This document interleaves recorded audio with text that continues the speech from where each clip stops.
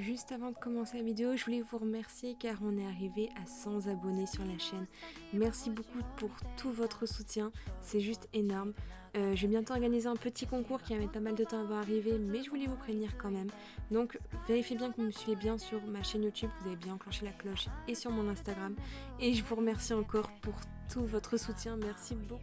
Coucou tout le monde, c'est Louagon Game et aujourd'hui on se retrouve pour une nouvelle vidéo sur Yashahime. Mais avant de commencer la vidéo, je voulais vous parler encore une fois de Sakura. Vous savez, j'avais déjà fait une vidéo sur elle dans laquelle j'avais un peu présenté sa chaîne. Elle fait également des vidéos sur Yashahime, mais elle les fait en voix française. Elle refait des bandes annonces avec des voix françaises. Et d'ailleurs, elle aurait besoin de votre avis sur l'une des voix, principalement celle de Mohora. Du coup, je vous mettrai le lien de sa vidéo en description, ou tout simplement le lien de sa chaîne pour que vous allez voir un peu son travail. En tout cas, abonnez-vous à sa chaîne parce que franchement, elle fait un boulot de dingue. Abonnez-vous à la mienne aussi, du coup, ça me ferait très plaisir. Et sur ce, je vous laisse avec la vidéo. Du coup, pour cette vidéo, on va un peu analyser le nouvel opening et le nouvel ending, mais bon, surtout l'opening parce qu'il dit pas mal de choses et j'ai élaboré pas mal de théories le concernant. Donc l'ouverture de l'opening commence déjà par l'entrée de nos 3 princesses, puis sur cette fameuse comète qu'on voit dans le futur et dans le passé. D'ailleurs, elle est même observée, donc dans le futur par la famille de Kagome et dans le passé par les tueurs de démons, nous faisons penser qu'ils attendent un peu le résultat final de cette comète, ou plutôt le combat final, je devrais dire. Est-ce qu'elle va tout détruire sur son passage, ou est-ce que finalement on va pouvoir la détruire, ou peut-être même va-t-on devoir la combattre? Mais dans cette vidéo, je vais principalement parler de Rion et de Kirin Maru. Nous voyons Rion être recouvert de liens, nous faisant un peu penser à une perle, ou d'ailleurs la couleur me fait penser un peu plus à la comète, un peu de rose, rouge. D'ailleurs, si vous voulez en savoir plus un peu sur la comète, j'avais déjà élaboré une théorie la concernant. Du coup, je vous mettrai le lien de la vidéo en description si vous voulez la voir, et une photo ici de la miniature au cas où si vous voulez la voir tout de suite. Mais bon, maintenant on va revenir sur Kirin Maru et sur Rion. Donc comme je le disais, nous voyons Rion qui est recouvert de liens comme si elle était maintenue sous l'eau ou dans une bulle prisonnière de Kirin Maru. Sauf que ça, nous le savions déjà. Kirin Maru la maintenait prisonnière aussi grâce au papillon des rêves quand il allait la voir quand elle dormait. Mais justement, c'est ce qui m'a un peu interpellée surtout dans cette bande-annonce, c'est qu'au moment, on voit les deux visages de Kirin Maru et d'Orion et entre les deux, une ombre. Une ombre d'abord qui prend la forme d'Orion, puis celle du papillon.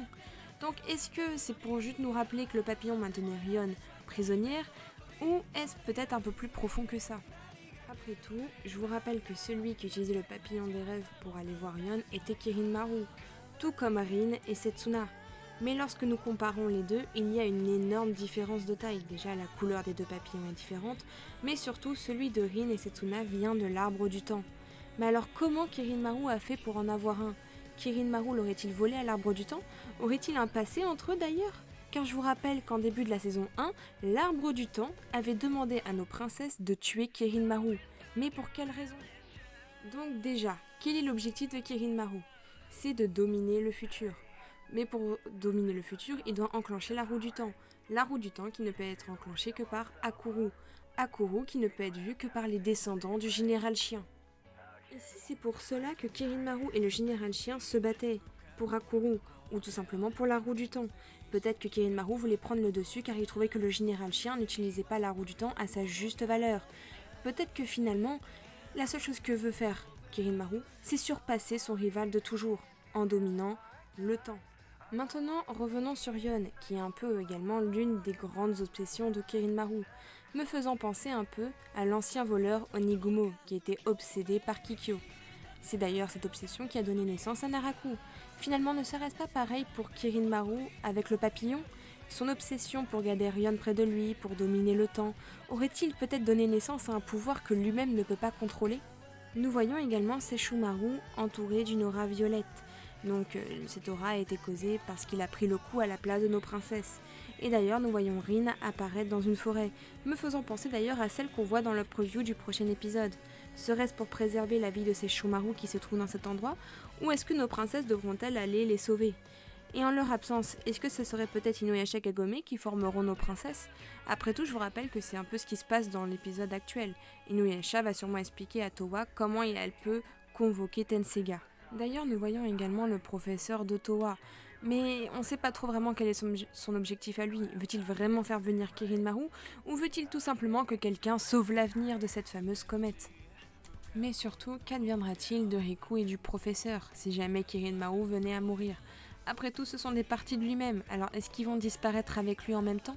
Et surtout dans l'opening, nous voyons Towa pleurer en regardant Riku, puis une tonne de fleurs s'éparpillent, nous faisant penser un peu à la mort de Zero. Donc j'espère vraiment me tromper parce que ces deux-là méritent d'être ensemble et ça me ferait vraiment mal au cœur de devoir les séparer, vraiment.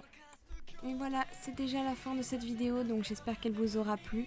Je voulais également vous parler un peu de l'ending, mais bon, je voyais pas trop l'intérêt vu que pour moi c'était plus un aperçu de ce que seront nos princesses à la fin de l'aventure, une fois que leur combat sera terminé. En tout cas, j'espère qu'elle vous a plu. Si c'est le cas, n'hésitez pas à laisser un petit pouce bleu, à me laisser un commentaire pour donner votre avis. J'y répondrai avec grand plaisir. À me suivre sur mon Instagram parce que ça me ferait très plaisir également de discuter avec vous de vos théories, de ce que vous pensez, pour faire évoluer la chaîne, etc. D'ailleurs, en plus, je vais bientôt organiser un concours pour célébrer les 100 abonnés, donc merci beaucoup à vous, c'est juste incroyable.